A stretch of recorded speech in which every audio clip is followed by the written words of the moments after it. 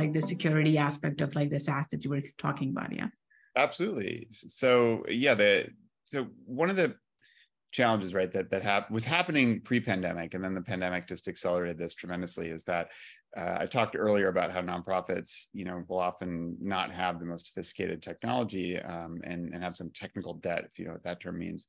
So what staff have been doing is, if I don't want to remote into some, VPN or remote desktop to access files, I might just get, Dropbox and start putting files there so that I can work remotely. And I'm not trying to do anything malicious.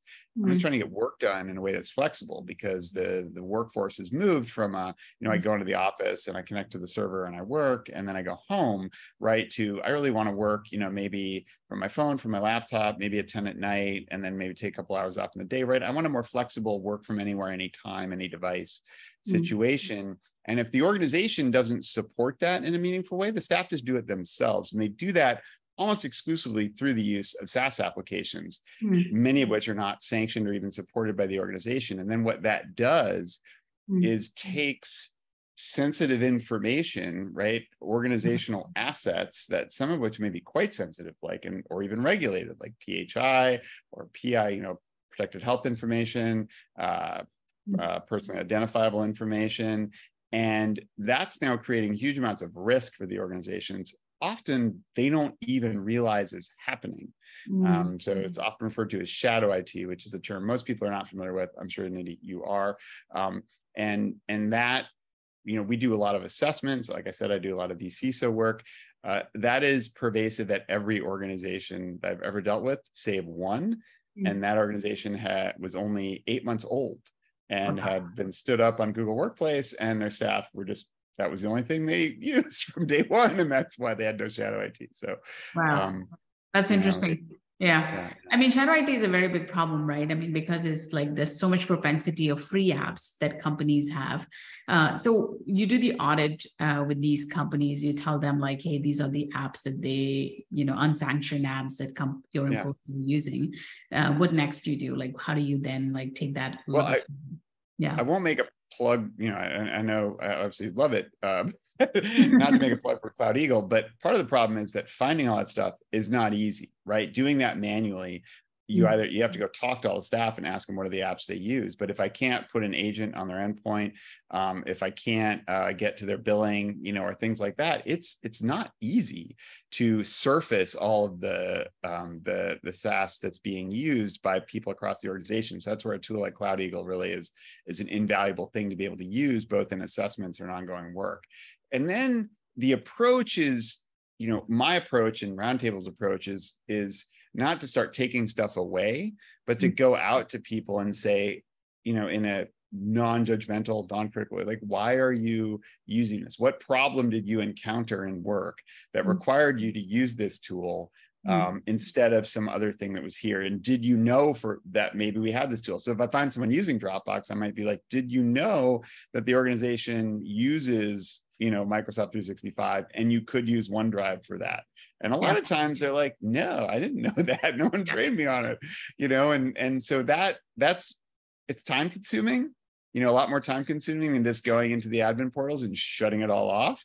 But I find staff will work around you if you don't enable their work. So if even as a CISO and as someone who's really got to manage risk, if I come in with it's kind of the department of no attitude, they're just going to work around me in today's. And I tell this to other CISOs and other IT directors that I work with. I say, look, if you think you can control it, you can't. And if you stop people from working, they will route around you and create more risk. So it is, as non-intuitive as it is, like, not supporting them in the work they need to do actually is creating risk. Yeah. Josh, you're exactly saying the things that, like, the new world has come to know, right? Is like, hey, like, I can access an app without anybody's permission, right? And so, like, putting a strict control or preventing them from doing that is only gonna, as you said, create more workarounds, and then you won't even know about them, right? So that's even bad. So that's interesting that, and do you find that a very common thing? Like people 80% of the times it's like people are just ignorant about the tools that they have in the company. And so they just would use another tool because they didn't know. Yeah.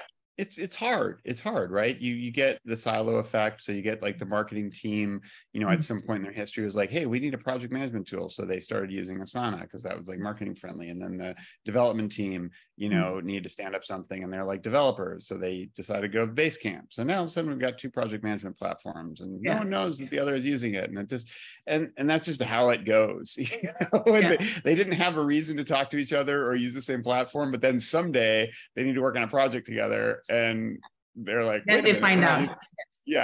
And and in the meantime, neither of those were sanctioned by IT. So now all of a sudden, the marketing team has all of this organizational assets in an Asana tenant that the IT department doesn't even know about, isn't backing up, has no security controls for, and and that's where CloudEagle comes in to help me in my role identify all that. And then as a bonus, the nonprofits, they're not typically spending so much that there's, hundreds of thousands of dollars of savings here, but certainly that's a huge bonus if we can say, hey, in addition to having found all this stuff, we also found this is like how much is getting paid for. And by the way, this like Asana thing that you're paying like $100 a month for, no one's just logged into it in 3 months because CloudEagle can tell me that too. And that becomes really compelling to bring to the organization, right, as information. So Josh, like security is like a big concern, right? And then like on top of that, if you can get like, more better like savings, that is, cherry on the top. So that makes a ton of sense. And that's from my perspective. I think, if I'm a, $50 million, $100 million organization, there might be financial savings might be the bigger incentive, but for the types of organizations I work with, it's usually more about the sprawl, the siloing, the security risk. No, that's great to hear, Josh. So thanks for sharing those insights with us. Any other stories that you want to share, like where you had like, hey, I didn't expect this to happen in this company. Like I was expecting maybe like 100 apps and now I found like 300 apps. Do you have like, do you think like they are like much more, or is it like, you have seen it all by now, right? I'll tell you the funniest thing that I'm seeing now, and it's just funny how consistently I'm seeing it. So Microsoft released, I don't know how long ago they put it out, but the article I saw is like February of 2023, and it's something called the adoption score for Microsoft 365. I don't know if you've heard of this, but it's a metric you can turn on in your Microsoft 365 tenant. It kind of tells you like how many people have created a document in OneDrive or SharePoint, how many people have shared a document in OneDrive or SharePoint, how many people have collaborated on a document that someone else has shared, how many people are emailing attachments versus sharing them out of SharePoint, and all this data you can see, right? So I have all these organizations, larger organizations that I've started VCIO, and one of the first things is like getting them off of file servers. They're still on file servers. Like we need to you have Microsoft 365, let's get you out there. And as we start to look into migrating, I go and pull these adoption scores and find that 50 to 70% of the organization has moved themselves already, and literally no one knew it at the executive level. So they're like looking at the adoption score, and I'm like, 70% of your staff have created, 10 or more documents in SharePoint in the last week. You haven't migrated to SharePoint, to your knowledge. This is quite interesting that Microsoft is actually coming out with an adoption score. I'm pretty sure like other vendors will also take suit and say, okay, because everybody cares about like how much is the end customer actually using their product, right? So it not only benefits them, it benefits like the execs who are actually paying and using that, right? So that makes a ton of sense. That is how amazing would it be to like plug anything in, right? But like, and that because CloudEagle's positioned to do this, right? Like, how about an ROI score across your entire SaaS stack?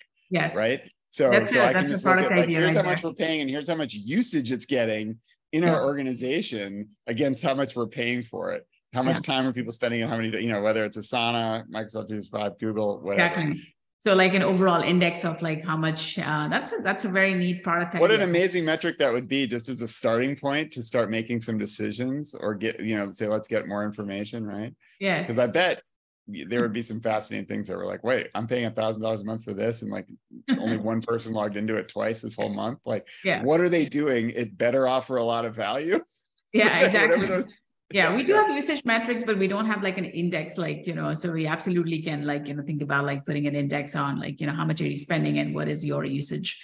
What does that index look like? That's a very fascinating idea. Even a simple thing like how many people log into it, how frequently, and or and how much activity occurs, inside of those logins. But even just how many people log in and how frequently against how much am I spending on it. That would be a fascinating metric that I don't think would be that hard for you to like, produce, we're discussing product features here. So that's great to like, hear the ideas come. I mean, we obviously like at CloudEagle listen very intently to our customers. And like, I mean, one day that will be probably a feature in our product. So thanks for sharing that. Absolutely. Really appreciate that, Josh. Cool, Josh. We're almost at time. Feel free to send me like a 1% commission on, whatever. I will.